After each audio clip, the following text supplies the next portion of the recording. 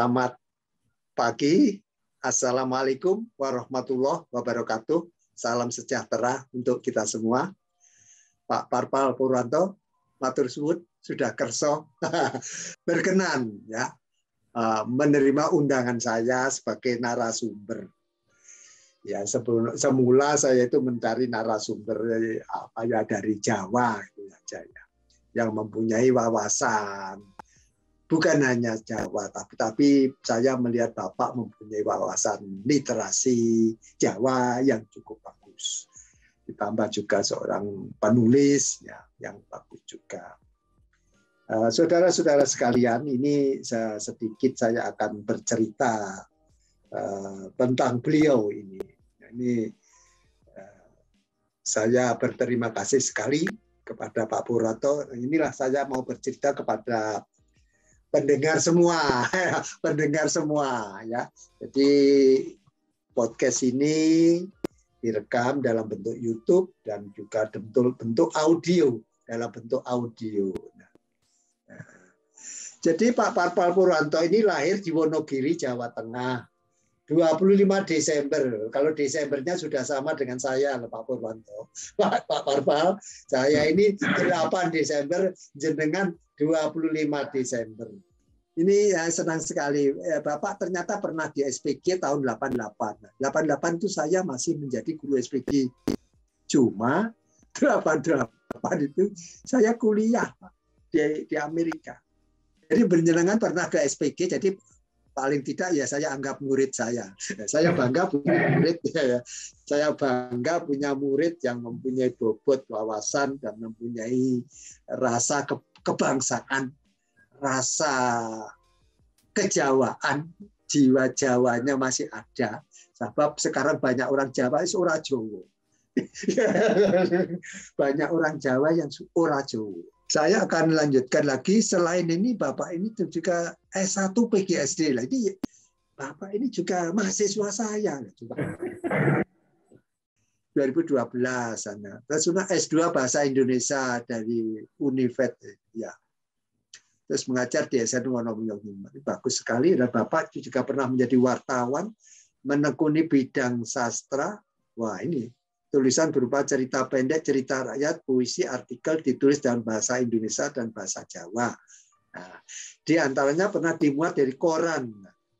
Ini bagus sekali, Bapak ada beberapa bukunya, sudah antologi puisi bersejarah 2013, cerita rakyat Wonogiri dan seterusnya, lah banyak cerita-cerita lain. Nanti kita runding lagi masalah ini. Saya sangat senang sekali ini. Selain itu juga kerjasama yaitu analogi cerka apa ini? Cerka itu kan cerita cekak ya Pak. Apa cerita pendek ya, cerita cekak cerita pendek ya, cekak ya. Jadi ini memang bagus cerpen, kalau cerita pendek itulah cerpen, ini cerkak cara Jawa nih dalam nggak apa-apa yang begini-begini ini kita harus mengangkat lagi karena anak-anak kita sudah banyak kalah dengan drama-drama luar negeri, film-film luar negeri. Jadi ini yang karena kira-kira mulai 20 tahun atau 30 tahun yang lalu itu cita-cita saya itu ingin cerita-cerita rakyat ini ditulis betul lagi, ditulis lagi yang baik, ya, ditulis bukan saenake, ditulis yang baik-baik ya, penulis-penulis yang baik itu adalah contoh yang baik. Nah ini adalah apa dari Bapak ini saya sudah melihat, saya senang sekali Pak Parpal. Saya sekarang ingin mendengarkan Bapak memberikan presentasi. Monggo Pak Parpal, bikin screen share-nya. Terima kasih Pak Yamti, waktu yang diberikan kepada saya. Sugeng Injang, Assalamualaikum warahmatullahi wabarakatuh. Waalaikumsalam warahmatullahi wabarakatuh. Namo Buddhaya, salam kebajikan. Ya, terima kasih Pak Yamti atas waktu yang diberikan kepada saya.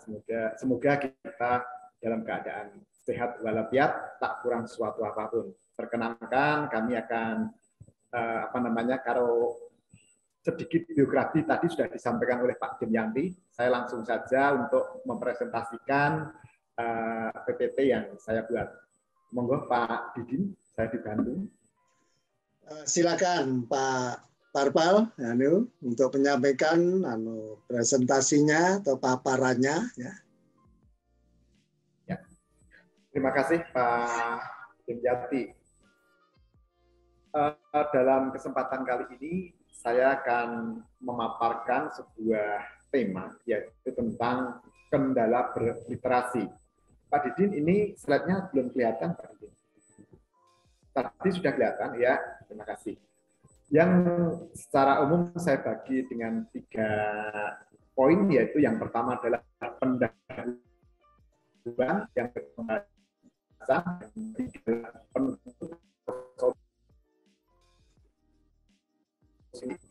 Pak Didin.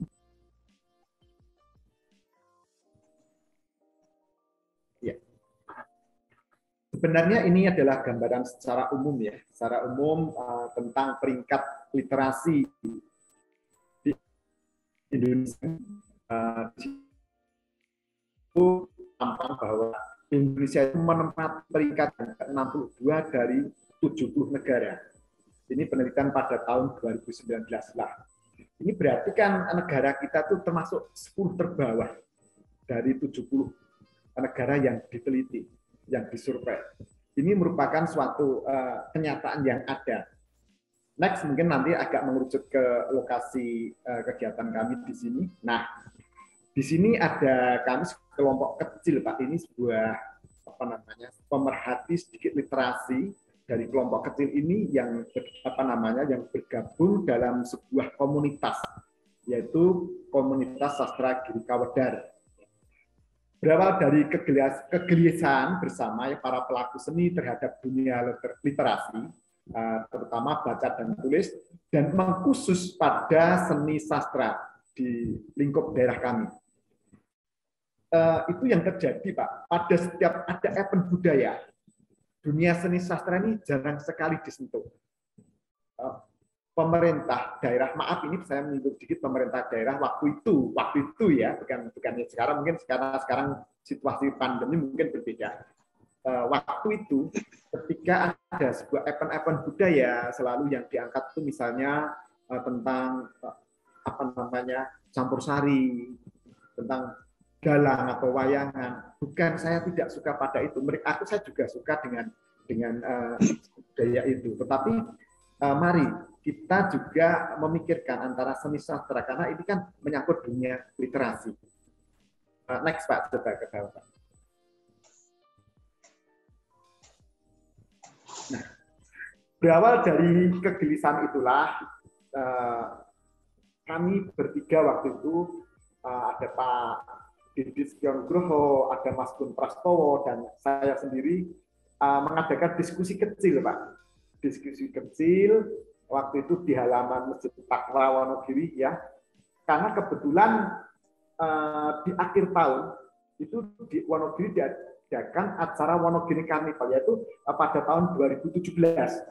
Nah, kami punya gagasan seperti itu, kemudian memberanikan diri untuk menemui panitia bagaimana seni baca puisi geguritan itu bisa ikut meramaikan pada acara tersebut. Nah, syukurlah hari itu disambut oleh panitia dengan baik dan kami diberi waktu, diberi tempat untuk ikut meramaikan acara tersebut, acara tutup tahun tersebut. Next.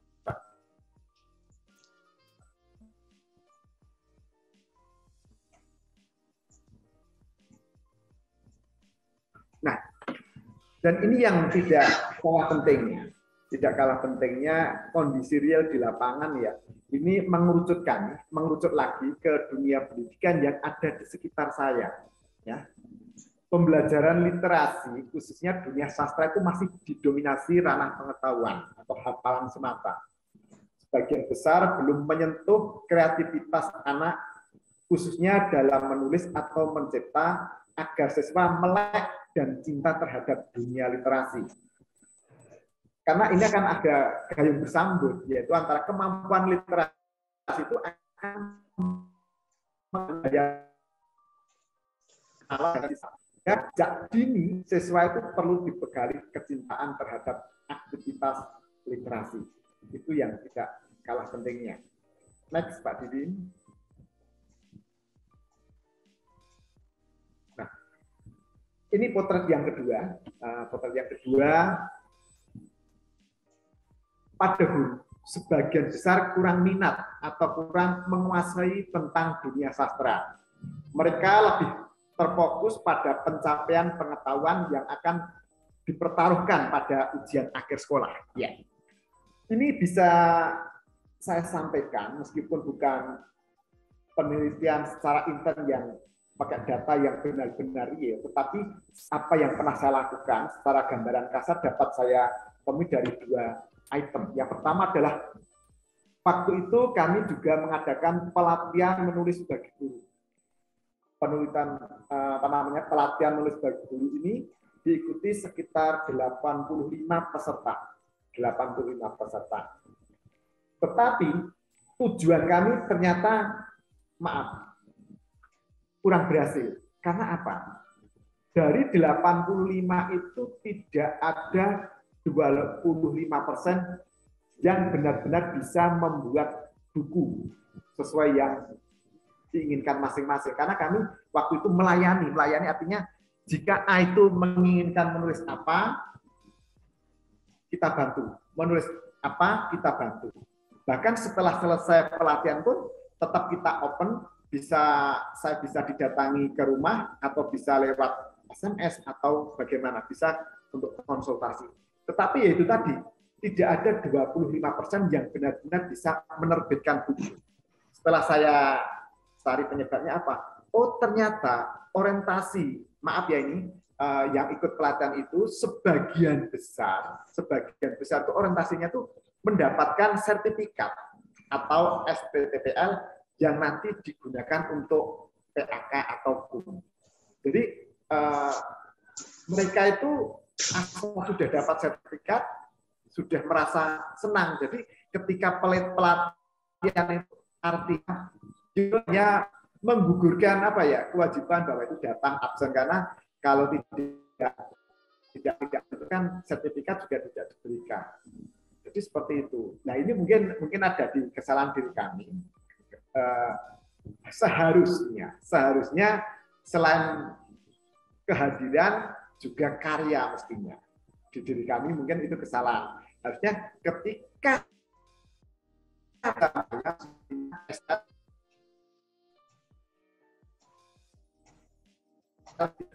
itu kemarin memang sangat dan kebetulan terus langsung ada COVID-19 ini mungkin tidak bisa berlanjut.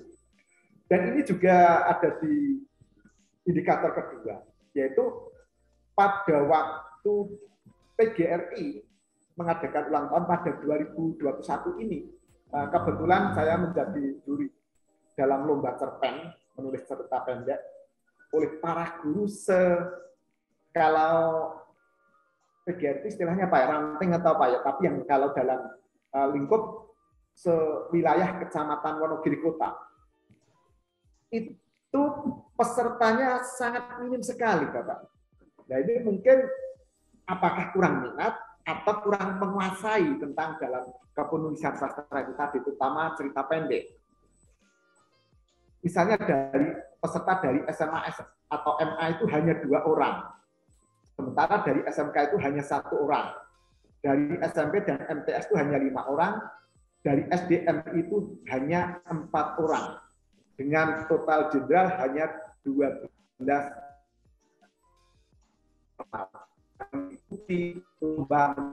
Padahal kalau kita melihat angkatan kota ini itu kalau 56 saja, kita katakan 56. Satu sekolah itu ada 6 guru kelas, ada 2 guru mapel minimal. Itu kan berarti 8. Ini kita tidak menyinggung kepala sekolah. Misalnya guru saja. Berarti 56 kali 8 itu sudah 448 kalau tidak salah. Ya, 448. Kemudian di SMP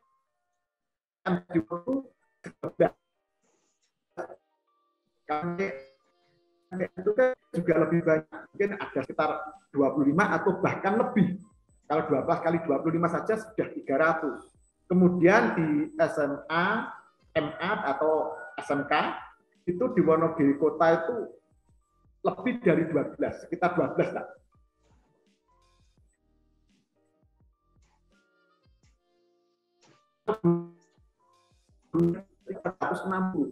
Kalau kita total dari 448, 300, kemudian 360 itu kan sekitar 1.108 nih, 1.108. Taruhlah 1.000 saja. Kalau dari 1.000 guru, terus dalam lomba ini yang mengikuti hanya 12, berarti kan itu 2% saja tidak ada. Hanya sekitar 1,2%. Itu kalau kita pukul rata misalnya 1.000. Nah, di sini kita pertanyaan kita, apakah ini hanya kurang minat atau memang kurang menguasai tentang dunia sastra? Ada yang minat, Pak. Kalau kita mengaca dari hasil lomba ya, Pak, hasil lomba tadi, ada sekitar 2 kalau tidak 2 atau 3. Itu guru itu belum paham tentang menulis cerpen. Karena yang beliau tulis itu seperti reportase, yang satu seperti penelitian ilmiah. Karena judulnya kemarin tentang, kalau tidak salah temanya itu tentang pembelajaran di era pandemi seperti ini. Jadi ada satu seperti reportase, yang satu seperti penelitian ilmiah. Nah ini juga menunjukkan bahwa mereka memang ada minat, tetapi cara penguasaan tentang kepenulisan dunia sastra khususnya cerpen kan belum memadai. Next, Pak. Nah, sekarang kondisi di masyarakat sekitar saya sendiri ini tidak jauh-jauh. Dalam hal ini maaf, sudah saya singgung di atas tadi, ternyata maaf ini ya, pemerintah daerah itu juga kurang memperhatikan dunia sastra. Saya merasa dunia seni sastra itu seperti dianaktirikan. Hal ini dapat dilihat dari kegiatan-kegiatan seni budaya yang selalu mengusung seni pentas, misalnya wayang, campur sari. Nah, itu sebenarnya tidak ada salahnya. Tetapi bagaimana kalau itu ada pemerataan? Dulu ketika tahun sekitar 2013-14 itu ketika Dewan Kesenian Wonogiri itu masih aktif, itu sekali menerbitkan sebuah buku tentang apa dari Wonogiri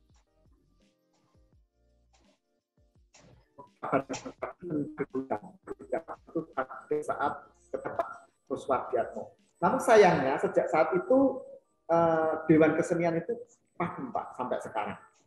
Nah, saya juga berharap saling bersinergi antara seni pentas, seni sastra, dan ada dokumentasian untuk karya-karya sastra itu juga kalau bisa diperhatikan oleh pemerintah daerah.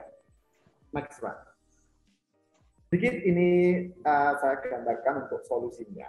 Yang pertama tadi menyikapi di dunia pendidikan. Yaitu kalau boleh usul, yang pertama adalah mengadakan diseminasi bagi guru di tingkat gugus melalui kegiatan KKG. Nah, kalau para guru itu kan kegiatannya itu selalu terpusat di gugus melalui kegiatan KKG. Ini khususnya guru SD. Mungkin kalau guru lainnya, guru SMP atau SMA mungkin bisa melalui MGMP. Mungkin di tingkat, kalau MGMP mungkin di tingkat kecamatan ya, karena skupnya kalau apa namanya SMP dan SMA kan lebih luas daripada apa namanya cakupannya, sekolahnya sedikit tapi wilayahnya lebih luas daripada di SD. Jadi mereka bisa melakukan diseminasi bagi guru untuk membuat program kegiatan yang ada hubungannya seni sastra. Karena ini juga selain memberi bekal untuk memberi pembelajaran kepada siswa, juga memberi bekal pada guru itu sendiri. Karena sebenarnya guru itu juga dituntut untuk melakukan pengembangan keprofesional berkelanjutan. Di sini itu ada PI, ada KI. Nah, yang PI itu kan karya ilmiah itu sudah pastilah. PI itu kan bisa dari karya-karya inovasi termasuk buku seni sastra yang kita buat, misalnya kumpulan puisi, kumpulan cerpen, kumpulan keguritan, dan buku-buku literasi lainnya, pengetahuan lainnya, mungkin buku penunjang pendidikan dan lain sebagainya. Ini saya pikir untuk yang poin pertama ini benar-benar juga segera dilaksanakan. Kedua, juga melibatkan guru penggerak sebagai pemandu bagi guru lain atau sebagai pemimpin bagi guru lain, sebagai penggerak. Karena guru penggerak itu kan tugasnya juga bermacam-macam, salah satunya menggerakkan agar guru itu juga mempunyai pengembangan diri dan juga pengembangan keprofesionalan berkelanjutan. Selain juga tugas-tugas pokok seperti dalam hal pembelajaran, mereka adalah garda terdepan bagi percontohan bagi para guru lain. Kemudian yang ketiga, juga bisa melibatkan budayawan, penulis, sastrawan yang ada di lingkup wilayah tersebut.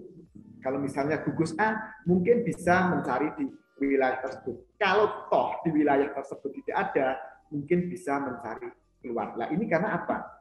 Karena dengan begini ada semangat untuk menulis, juga untuk pengembangan diri itu akan ada giroh, akan ada kecemburuan untuk ke sana. Kalau oh iya, seorang A bisa, kenapa saya tidak bisa? Dengan adanya melibatkan budayawan atau penulis lain, mereka yang sudah berpengalaman dalam dunia tulis-menulis atau mungkin tentang sosial budaya, mereka akan memberi kasanah yang lebih luas lagi, memberi suatu pengayaan bagi guru, tidak hanya textbook melalui apa yang mereka baca dalam buku-buku diktat di sekolah itu sendiri. Kemudian yang keempat, ini saya juga sangat mengidamkan sekali, ada sanggar atau kantong budaya di tingkat gugus. Ini sebagai ajang kreativitas bagi siswa maupun guru. Nah ini poin 2, 3 itu bisa dimasukkan dalam sanggar ini. Misalnya guru penggerak, terus yang budayawan, penulis atau sastrawan itu kita berkegiatannya terkumpul dalam sanggar atau kantong budaya pada tingkat gugus. Ini suatu mungkin langkah yang bagi saya cukup efektif kalau memang itu sebuah gerakan yang kita inginkan untuk terlepas dari kendala berliterasi. Next, Pak Didi. Kemudian yang ada di masyarakat, seperti yang saya singgung di atas, mohon maaf, bukan berarti saya tidak suka dengan pemerintah daerah. Pemerintah daerah sudah bagus ya memfasilitasi. Mungkin hanya saja ada hal-hal tertentu yang mungkin ada perlu keseimbangan. Misalnya nomor 1 itu harus mengadakan revitalisasi Dewan Kesenian yang selama ini tidur. Sejak Dewan Kesenian di Wonogiri itu menerbitkan buku itu sampai sekarang hanya kegiatannya waktu itu selalu membackup kegiatan lain. Kemudian saat ini pun kepengurusannya sudah tidak ada. Kepengurusannya sudah tidak ada, dan mudah-mudahan ini bisa dibangunkan kembali. Karena apa? Dengan adanya Dewan Kesenian, saya pikir bisa bersinergi dengan dunia pariwisata. Saya itu cemburu dengan daerah Bali ya, daerah Bali, maaf saya itu cemburu. Kalau dipikir di Bali itu ya betul alamnya bagus, tetapi di tempat saya itu juga tidak kalah bagusnya. Kalau di sana ada kegiatan-kegiatan seni budaya, nah kita itu juga mempunyai kegiatan seni budaya yang mungkin bisa dijual bersinergi dengan pariwisata itu. Kemudian yang kedua adalah mendirikan kantong atau sanggar budaya di tiap-tiap kecamatan. Nah, Kalau di lingkup sekolah tadi mungkin ada tiap gugus, tetapi ini kegiatan mungkin untuk masyarakat umum, untuk masyarakat budaya secara umum, bisa dibuat sanggar atau kantong budaya tiap kecamatan. Dan nanti tiap kecamatan itu mempunyai ciri khas masing-masing, ditampilkan apa keunikan dari kecamatan itu. Ini kalau bisa terakumulasi, saya pikir kalau di Wonogiri itu 25 kecamatan. Itu kalau semua mempunyai kegiatan budaya di tiap kecamatan dan juga ditambah lingkungan alam Wonogiri yang tidak kalah hebatnya. Wonogiri itu mempunyai pantai yang tidak kalah hebatnya, mempunyai Grojogan Sewu yang tidak kalah hebatnya, mempunyai waduk yang juga bagus, mempunyai juga museum. Ada museum wayang, ada museum dan lain sebagainya. Kalau itu dipadu dengan budaya, saya pikir ini akan menambah suatu daya tarik bagi para wisatawan untuk masuk ke wilayah kami. Kemudian yang tidak kalahnya, mengadakan event atau lomba atau festival tentang seni budaya termasuk dunia seni sastra. Jadi di sini itu saya tidak mematikan atau menafikan untuk seni budaya lain. Tetapi dunia seni sastra itu ketika ada event itu juga bisa masuk di dalamnya. Saya begitu. Bisa masuk di dalamnya. Nah, ini otomatis pemerintah kan juga harus memperhatikan untuk kegiatan ini. Ya. Kemudian memberikan apresiasi terhadap pelaku budaya termasuk penulis atau sastrawan. Ya, ini sebuah pengharapan ya. Sebuah pengharapan bagi saya juga sangat perlu, karena kalau ada pengakuan dari pemerintah daerah itu kan bukan sekadar sebagai dalam bentuk materi, tetapi pengakuan itu akan membuat sosok tersebut akan bisa mempertahankan apa sebagai yang dilakukan tadi. Kalau seorang sudah dicap budayawan, otomatis dia berlaku, berpikir, bertindak sebagai seorang budayawan.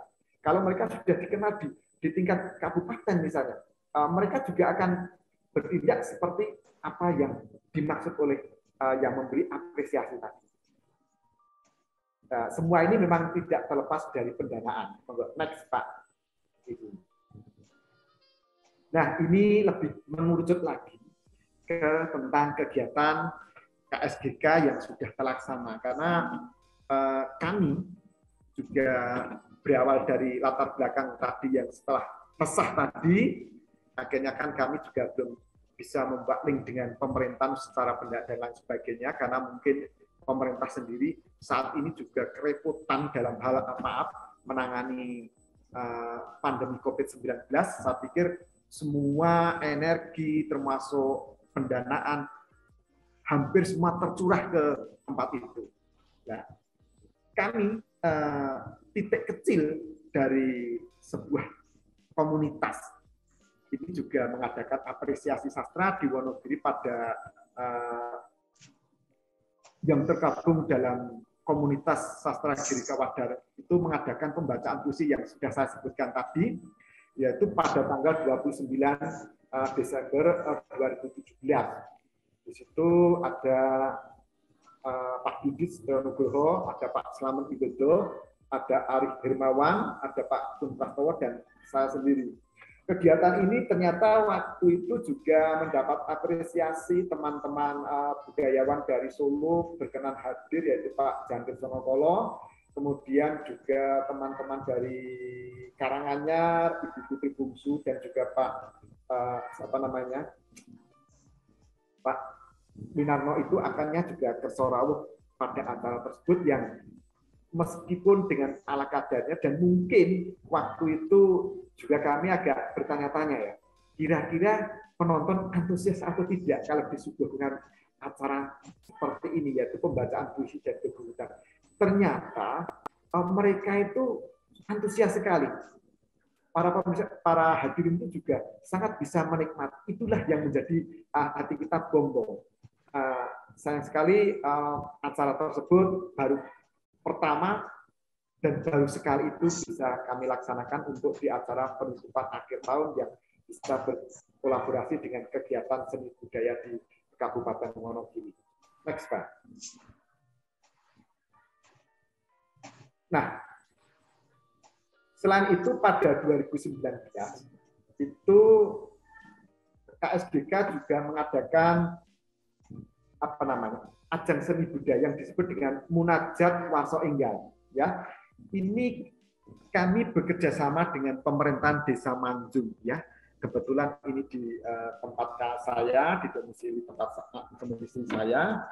Akhirnya kami bisa bekerja sama dengan pemerintahan desa, bisa mengundang teman-teman, bisa mengadakan acara yang dinamakan Munajat Warsa Enggal. Bahkan acaranya bukan hanya itu saja, mungkin coba next Pak, acaranya di bawahnya juga. Nah, dalam rangkaian acara Munajat Warsa Enggal itu ada lomba mewarnai untuk anak kelompok belajar, ada TK dan SD kelas rendah. Ada lomba membaca keguritan. Lomba membaca keguritan ini skupnya umum, Mbak. Skupnya umum, boleh dikatakan nasional karena pendatangnya juga juga dari berbagai daerah. Kemudian ada launching buku kumpul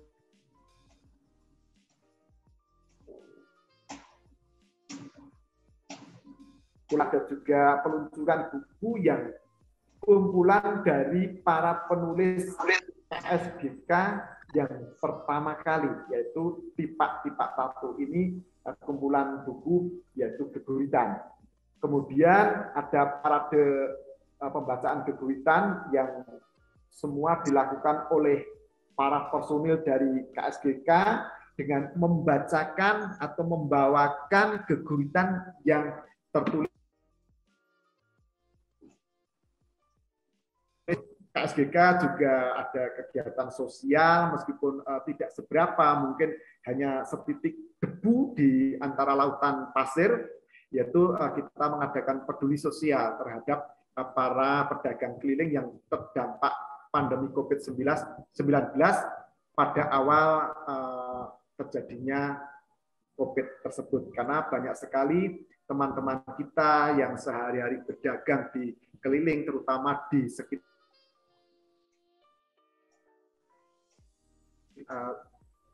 terjadi secara daring di rumah masing-masing atau PJJ. Next.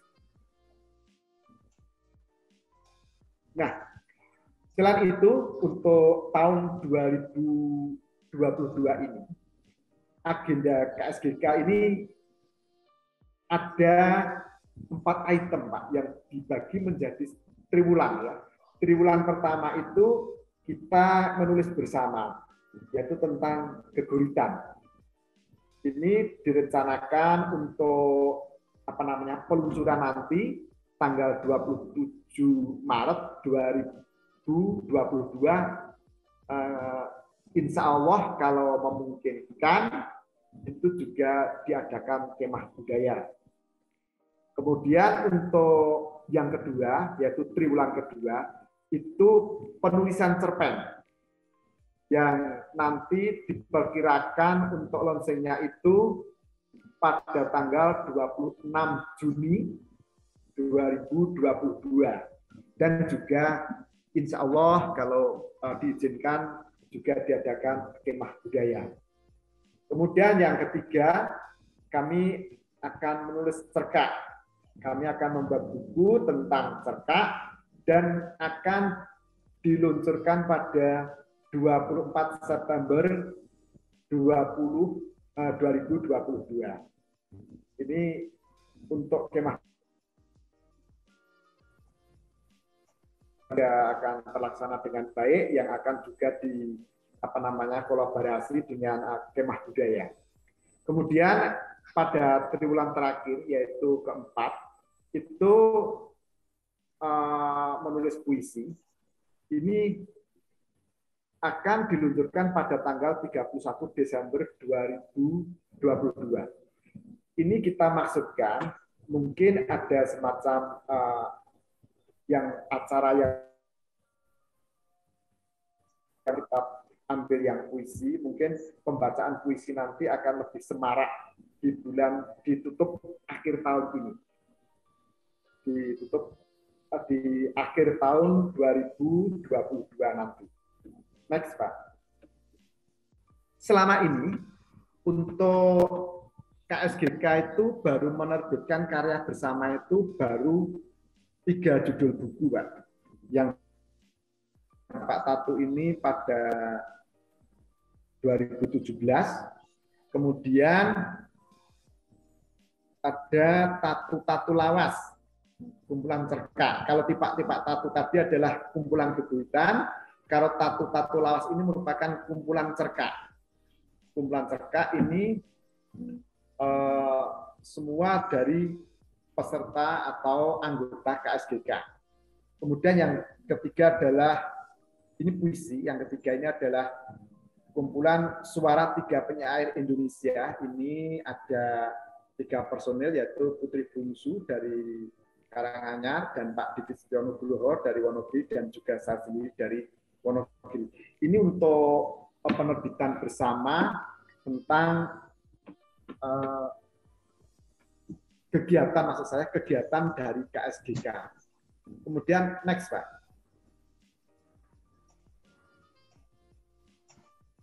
Ya. Selain karya bersama, penulis di KSGK ini sebenarnya sangat produktif ya. Ini hanya saya tampilkan 3 karena kemarin itu berat sekali. Ketika mau saya tampilkan semuanya terlalu kecil, dan ini saya ambilkan 3 saja. Misalnya ada novel bahasa Jawa, apa namanya itu, tidak kelihatan ya, Sanguning Urip lan Gegayuan. Oke, dan kedua adalah ini karya saya, kemudian Kembanging Urip lan Gegayuan, kemudian ada Sejengkal Tanah untuk Sajadah. Ini adalah kumpulan puisi, Pak, yang saya puisi, kalau tidak salah, kumpulan puisi. Ini penulisnya puisi atau cerpen, Pak, ya?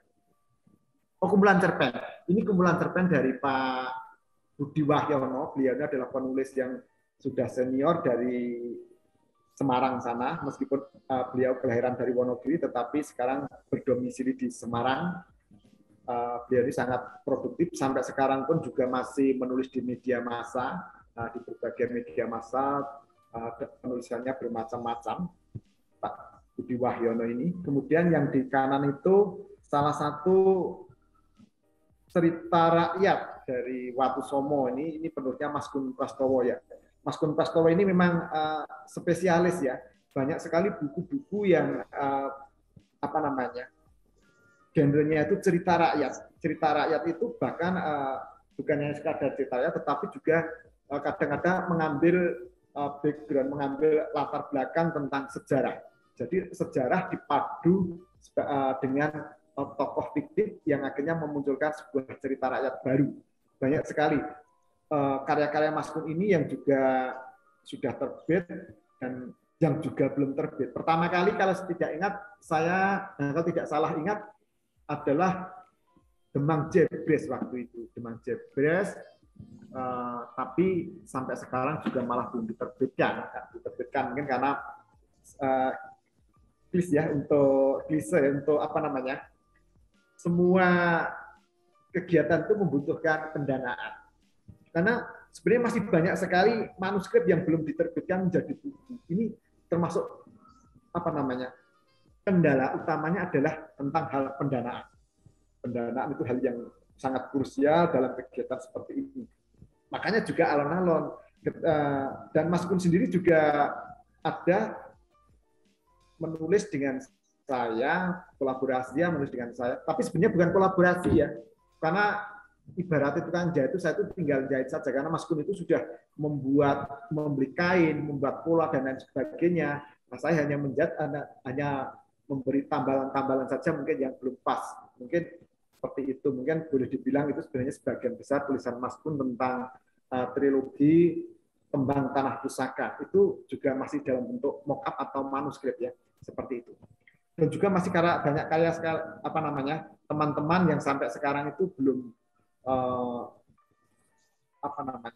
belum terwujud dalam bentuk buku yang sebenarnya buku, artinya yang sudah diterbitkan dalam bentuk ada ISBN dan lain sebagainya. Tetapi sebenarnya naskah-naskah itu banyak sekali.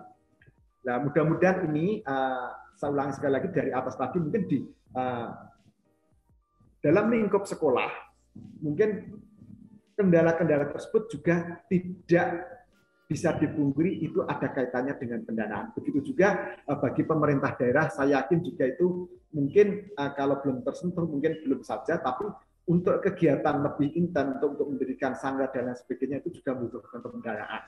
Apalagi tentang kegiatan di KSGK itu sendiri juga butuh juga pendanaan. Nah ini nanti yang mudah-mudahan dengan ada acara ini mungkin ada solusi. Mungkin ada kegiatan di sekolah itu bagaimana, mungkin ada di pemerintahan atau di masyarakat bagaimana, dan mengkhusus untuk kegiatan KSGK ini mudah-mudahan bisa ada apa namanya istilahnya sesuatu yang memberi angin segar, misalnya untuk namanya maaf tanda petik dana tagisub, agar para pelaku budaya seni budaya di sini mempunyai gairah dan giroh untuk melakukan ini, untuk melakukan literasi khususnya di seni budaya, khususnya lagi mungkin dalam dunia sastra. Saya rasa itu Bapak Surahman Demyanti dan juga Bapak Didin, dari saya ada kurang lebihnya mohon maaf. Wabillahi taufiq wal hidayah. Wassalamualaikum warahmatullahi wabarakatuh. Saya kembalikan kepada Pak Demyanti, monggo Pak. Terima kasih, ini sudah bagus sekali presentasinya dan saya mengikuti penuh ya Pak Parpal ya, Pak Akun juga. Jadi memang yang namanya perjuangan ya inilah apa kadang-kadang sudah keluar keringat, keluar ini, keluar yang lain-lain juga sampai kadang-kadang malu juga ya. Ya seperti kalau misalnya saja kadang-kadang kita itu untuk mencari wifi, kalau kemarin cerita-cerita Pak Kun itu harus pergi ke daerah yang lebih 10 km. Saya itu bayangkan, aduh, semoga ini amal jerih payah Pak Kun ini mendapatkan ridho dari Allah Subhanahu Wa Taala. Ini sebagai amal jariah. Jadi perjuangan itu ini belum dulu perjuangan merebut kemerdekaan, Pak. Era kita itu waktu Bung Tomo memimpin seperti itu sampai pidatonya yang menggelegar itu memberi semangat minggirkan tentara nikah itu sendiri. Bayangkan semangat yang luar biasa itu diberikan dari semangat dari pidato. Pidato yang kita lakukan sekarang ini memang capek. Capek sudah waktunya tidur, waktunya ini masih di jalan, masih ini. Dan ini kalau kolaborasi yang seperti ini bagus tadi apa yang disampaikan Pak Parpal dengan dengan berbagai kendala. Ya kan ya gimana? Kita ini kalau diumumkan gitu ya. Peringkat dunia tahun 2019 dari 70 peserta kita nomor 62 itu kan kan ya malu ya, kita ini bangsa besar. Jumlah penduduknya itu Pak data angka statistik yang benar 287 mungkin sekarang mungkin sudah 28 atau mungkin kalau dibulatkan ini ke 300 lah. Sudah mendekati 300 juta bangsa Republik Indonesia. Ya ada yang di Pulau Jawa ini yang paling padat itu karena paling subur. Dikirain itu hidup itu hanya orang Indonesia bolehnya hanya di Jawa. Enggak. Bapak boleh pindah ke Sumatera, ke Kalimantan, ke Sulawesi, ke Maluku, ke Papua. Itu Republik Indonesia. Jadi tidak apa-apa. Jadi kadang-kadang kan masalahnya kan begini, Pak. Kita itu punya Pancasila, kita punya ini, tapi ternyata jiwa kita itu belum siap menerima perbedaan. Kita belum siap menerima keanekaragaman.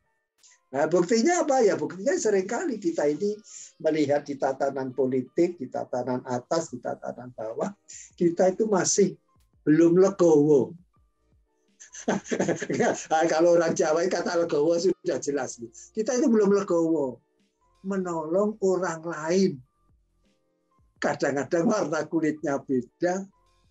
Oh, kamu dari mana? Saya dari Aceh. Oh, saya dari Batak. Oh, saya dari Minang. Oh, kok bukan dari Wonogiri kok. Nah, jadi ini belum siap juga ini. Kenapa? Ya, kami sambil jalan. Proses pendewasaan. Nah, hal-hal seperti ini ditulis, Pak.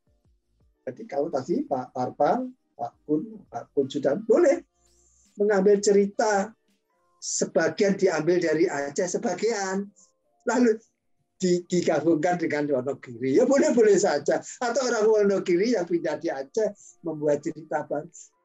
Namanya fiksi. Fiksi. Jadi kalau saya sendiri ini termasuk yang suka baca.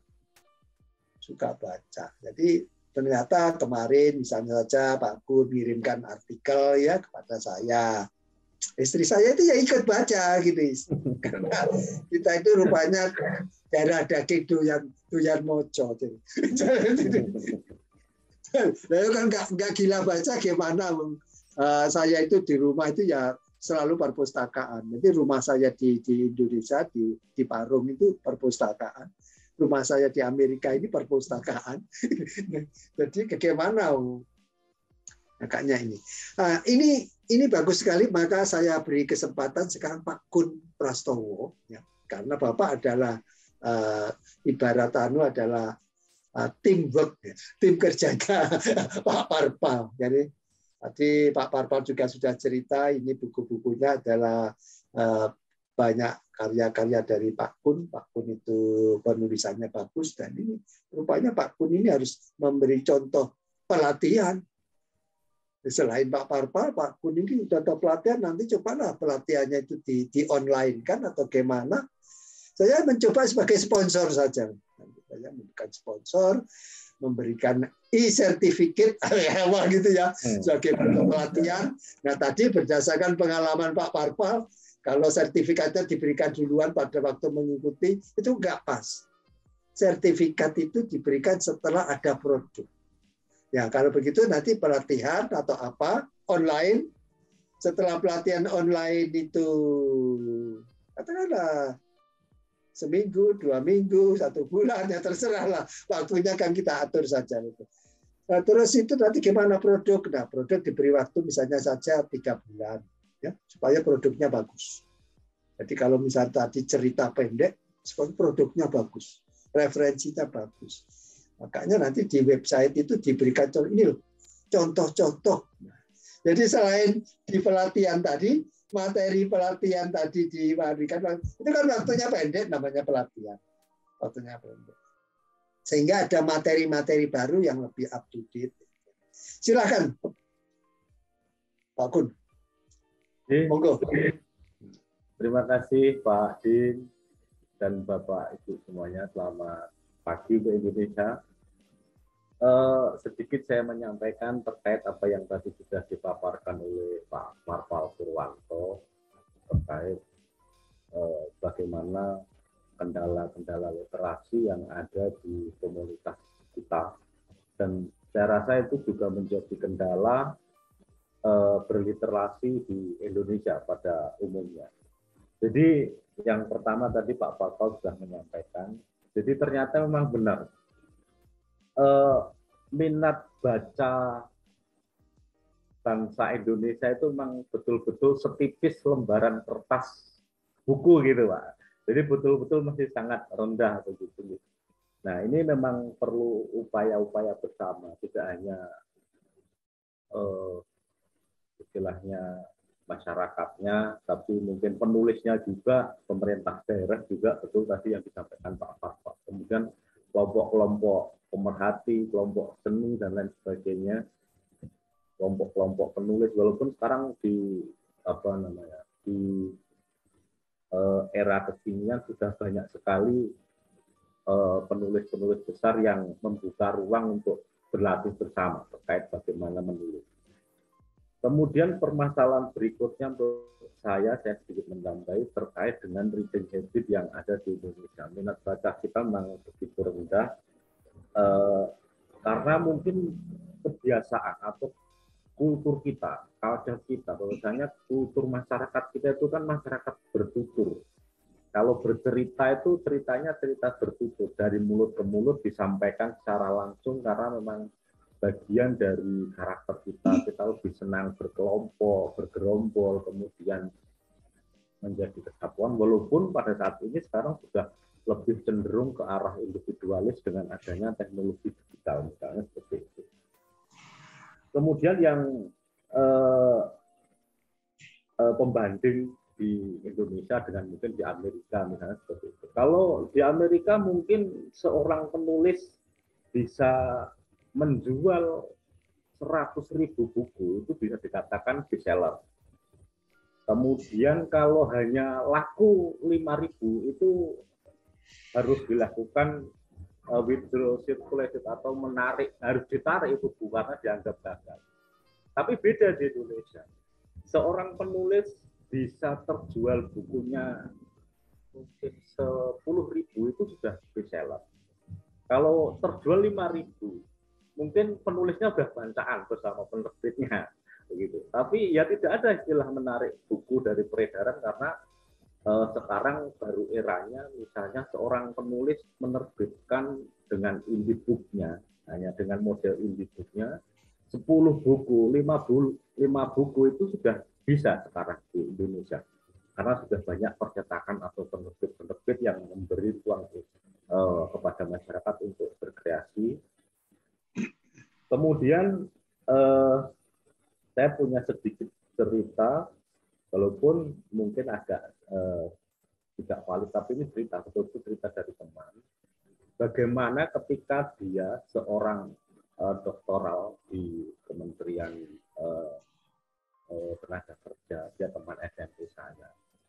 Dia membandingkan, Mas Kun itu menulis sastra itu sangat baik. Saya kalau disuruh nulis belum tentu bisa. Dan saya rasa lebih sulit menulis sastra karena harus berimajinasi. Kalau misalnya dia, karena dia juga seorang basicnya sains, itu mungkin lebih istilahnya lebih cepat karena di situ sudah ada data, ada fakta, sudah ada rumus dan lain sebagainya. Dia mengasumsikan seperti itu. Tapi yang saya maksud di sini adalah bahwasanya memang bagaimana kita sebagai seorang penulis, seorang yang menggeluti hobi, ya saya katakan di sini baru hobi Pak Dim. Jadi belum profesi, tapi baru sebatas hobi. Sehingga memang perlu upaya-upaya untuk bisa turut mendorong agar minat baca masyarakat kita itu lebih baik, lebih meningkat. Kalau tadi Pak Parpal bercerita menyampaikan bahwasanya peringkat kita berkaitan dengan minat baca memang sangat besar, ya harus kita syukuri saja. Kita syukuri, bukan disyukurin, syukur lu bukan, tapi disyukuri memang kenyataannya baru seperti itu. Karena sekarang sudah agak mendingan, ada sedikit peningkatan minat baca, walaupun minatnya itu baru minat membaca di sosial media, itu sudah agak mendingan, tapi belum minat baca untuk membaca buku, itu belum memang. Kemudian kita juga bersyukur bahwasanya di Indonesia ini kan negara yang sangat kaya dengan budaya. Ini berpotensi sekali menjadi bahan bagi penulis untuk menerbitkan karya-karya tulisnya. Kemudian juga dengan adanya sosial media ini juga kesempatan bagi penulis untuk membuat konten-konten berkaitan dengan hasil karyanya.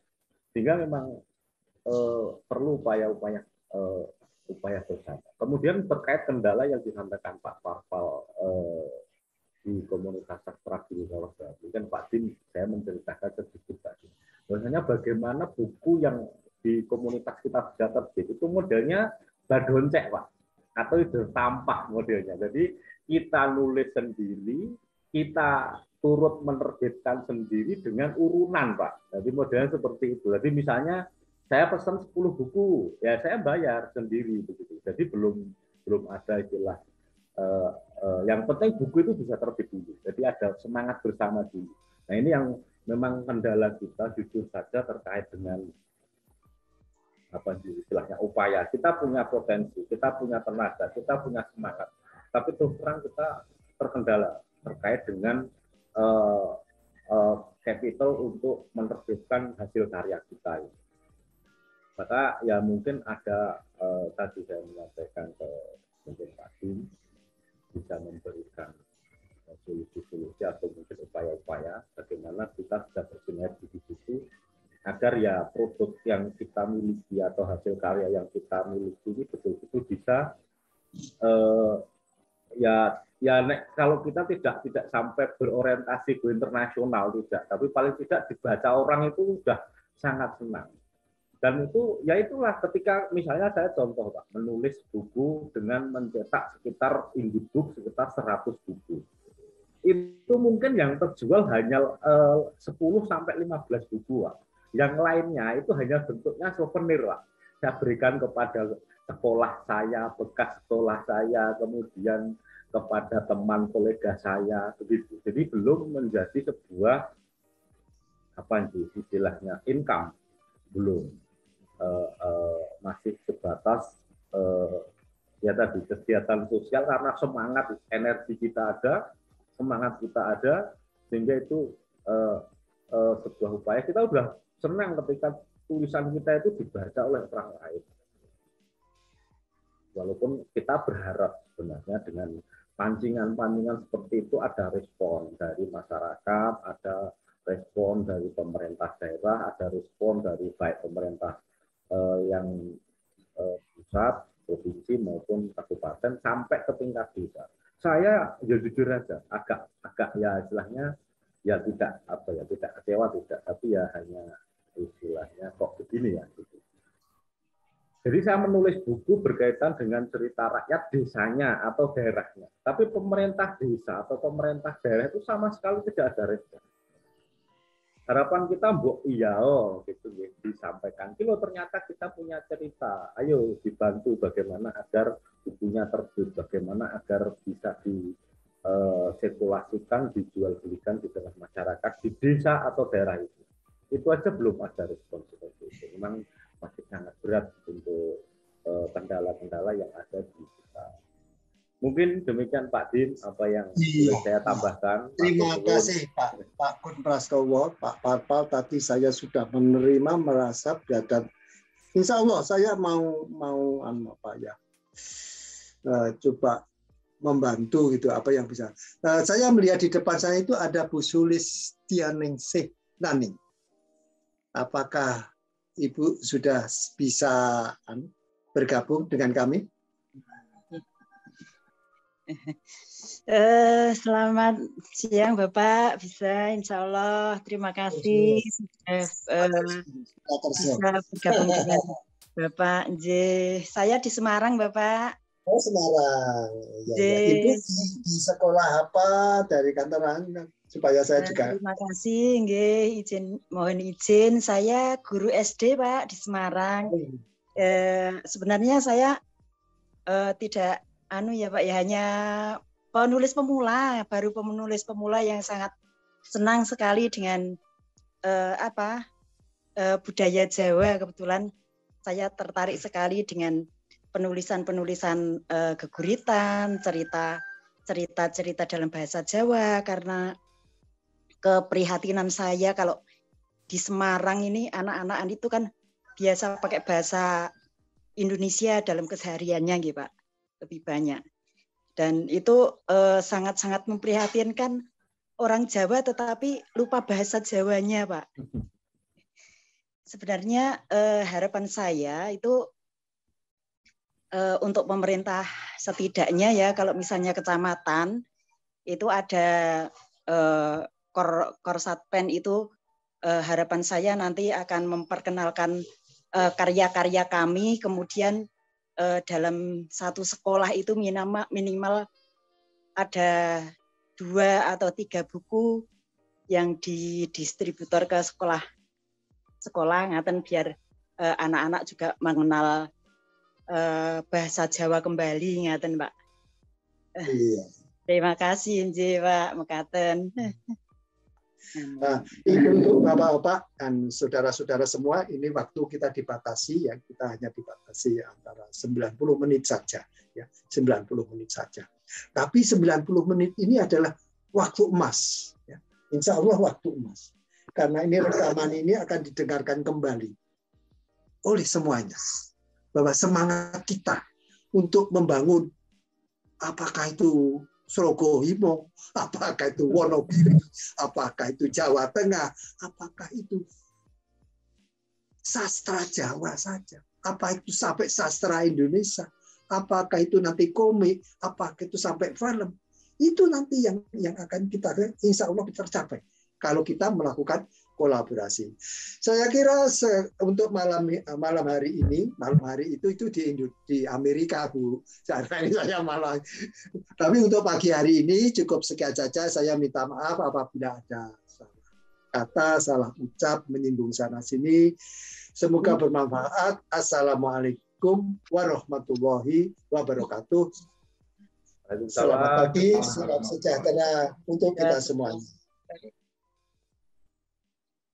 Matur suwun Pak Parpal, Pak Pun, matur suwun Bu Nani. Terima kasih sudah berbagi.